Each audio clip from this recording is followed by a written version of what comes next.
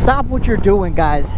You need to end the search for the beginner bikes. I'm not going to be making these bold claims without backing it up. If your search history includes any of the following: Ninja 300, CB 400, MTO3, any of those bikes, you need to clear your search history. You need to forget what you learned and listen to me. Just give me 5 minutes. Beginner bikes on paper sound great. I'm a new rider, never rode before in my life. I need something to start on. Sure, I don't blame you. You don't want to hop on a R1. But how long do you think you're going to be a beginner for? 2 weeks? 30 days maybe? Now, I'm not saying you're going to be a skilled rider, but that initial learning curve is really all that those bikes are beneficial to. Unfortunately, you grow past that initial stage extremely quick, and then you're just limited by the bike. Guys, what does a beginner bike have that is so appealing to the beginner market? And there's really only two things, three maybe. One is the cost of the bike. They're relatively cheap for a motorcycle. Two is their weight, and three is their extreme lack in power. Now, I can mitigate a few things for a few of those things right off the rip. See this hand right here? This bike is easily capable of hitting 120 miles an hour, no problem. But I'm only doing 50. Why? Because I'm not cranking the throttle. You don't need a beginner bike to go slow and ride safe. To do that, you just have to mitigate your throttle. Easy. Wait, now there's intermediate bikes that do not weigh much more than the targeted beginner bikes. And those are the bikes I'm really trying to push towards y'all right now, because I don't want you to buy a bike and in 30 days be bored. Now, I'm making this video because I've seen it at least in the double digits. I'm gonna say 10 times, but honestly probably more. I've seen my friends get beginner bikes and 2-3 months later trade up. I'll give you one good example that you could watch right here on my channel, and that is Konzen. She started on a Ninja 400, and it didn't take but 4 months for her to say, I'm fucking bored of this thing, and bought a Harley Street Bob. That should just go to show you right off the rip that beginner bikes are really just a waste of your time. Now listen, I'm not going to throw a million examples in here, because I feel like the points I'm giving are going to be enough for you to be like, all right, this guy is making somewhat sense, right? You want a light bike that you could, if you know, worst comes to worst, you're doing a low speed maneuver, you drop it, you could pick it up without having to call for assistance. Sure, the MTO7, I didn't even have to think about it. The MTO7 I would rank to be an intermediate bike that is suited for beginners. You will not get bored of that bike after 2 weeks of owning it. You will be willing to put thousands of miles and keep it for well over a year until you are ready for a more advanced bike, maybe the bike of your dreams. But getting, let's say, a Ninja 400, here's what I see happens. A beginner buys the bike thinking this is a safe idea, okay? They buy the bike, they own it for a few months, and they don't go from beginner to intermediate bike. It never happens, because they understand that at this point, it's not about what the bike can do, it's about what you're willing to do to, like, on the bike, right? So they don't go from Ninja 400 to MTO7 to 600 Super Sport. No, they hop straight from 400 to Super Sport because they understand that they can grow into that bike. They don't have to full throttle the damn thing, you know? It's all about what you do. Your car can go over 100 miles an hour, but do you do it? No. Guys, something that's extremely important to note here is the fact that you are putting yourself in just as much danger on a beginner focused bike as you are on any other bike. I mean, honestly, it's about how you ride it, how you treat it, and how you respect it. Don't take what I'm saying and run with it and say, well, Zizy Moto said to get a bike that I can ultimately grow into and hop on that S1000. There is a hierarchy to these categories of motorcycles.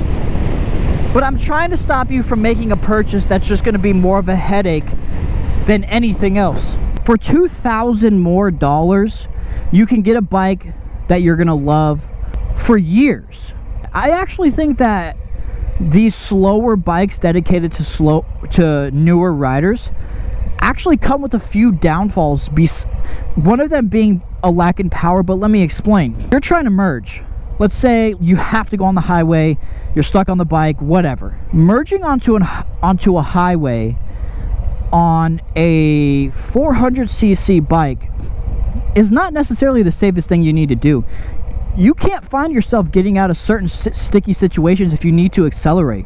As long as you have common sense, some throttle conditioning, right? So knowing not to just floor it, and you take the time to practice on a side street and just conditions like that, you know, parking lots, you will be more than fine.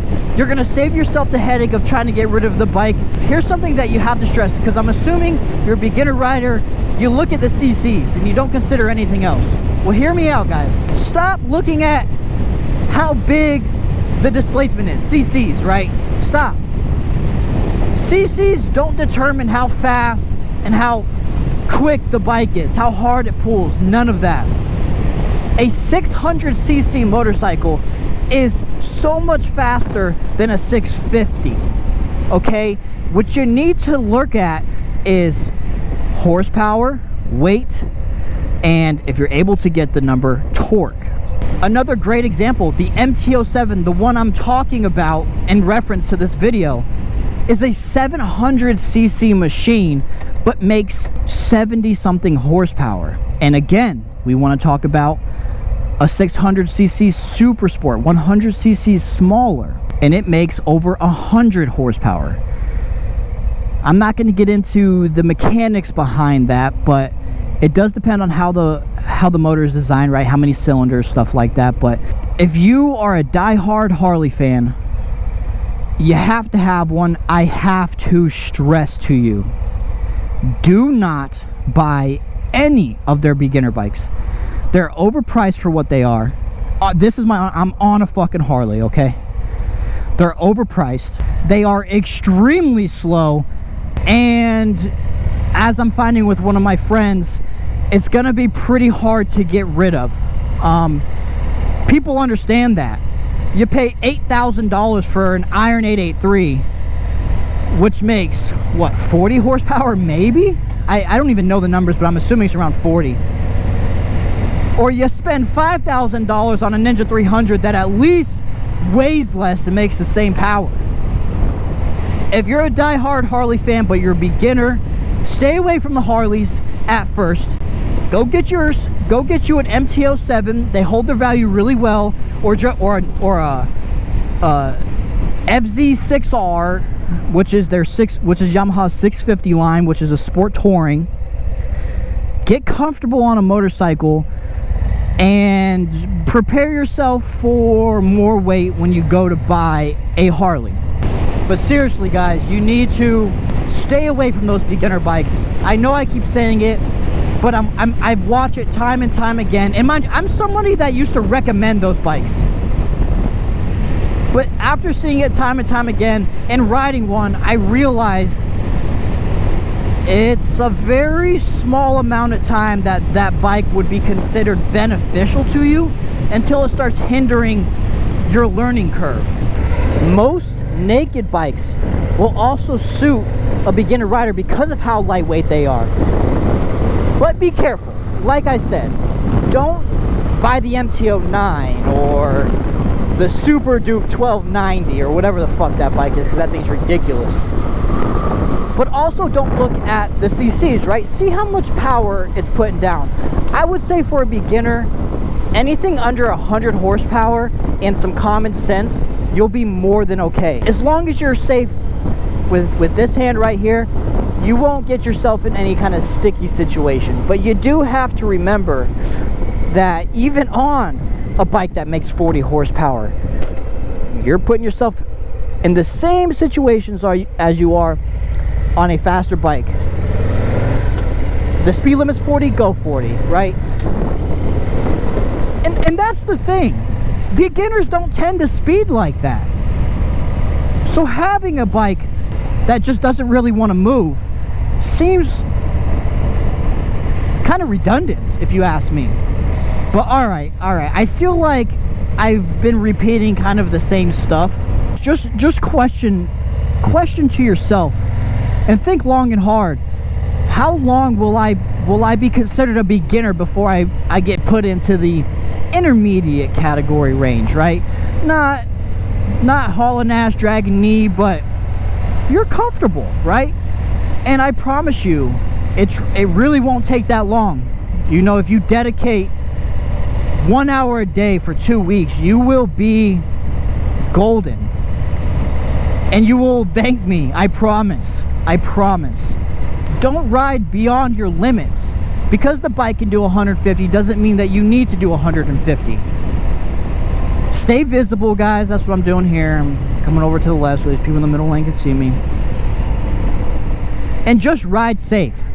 Ride safe. Be mindful. Keep distance.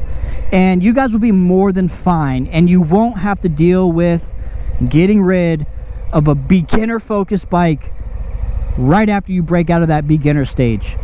Intermediate bikes, I feel, are the best for a good majority of people, and even those more experienced. That's like the best. But anyway, guys, we're going to stop the video here. Thanks for checking out the video, and I'll see you on the next one.